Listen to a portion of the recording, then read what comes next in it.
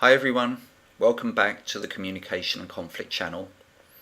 This video is about how to use your anger to bring about constructive change and for it not to lead to destruction, abuse and violence.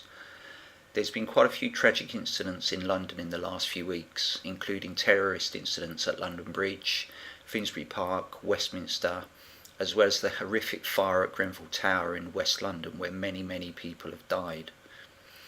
As well as that, there was another terrorist bomb in Manchester at a concert in May. All of these incidents have led to anger about various different issues and towards various different people. And what's noticeable, as someone who works in conflict resolution, is how that anger is being expressed constructively by some people and destructively by others. In this video, I want to highlight what I see as the important differences between these two ways of expressing anger.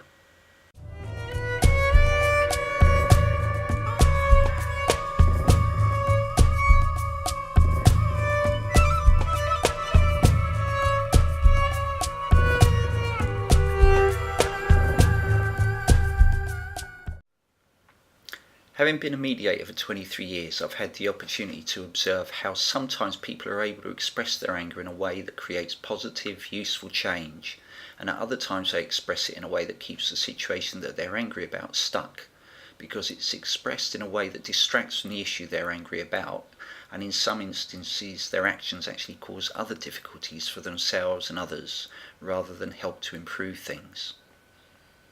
So this video is an attempt to summarise the ways in which anger is experienced and then used constructively as a tool, or sometimes destructively more like a weapon or wrecking ball, when difficult, stressful, painful and tragic situations and actions have occurred. It has relevance to both personal situations and community and national situations. It's incredibly humbling to see people who've experienced tragedy find the resources within themselves to use their anger and sadness to respond constructively to their situation, rather than explode with hatred and violence. And my admiration goes out to all affected by the recent tragic events in 2017, and the togetherness and mutual support they've maintained in the face of such difficulties.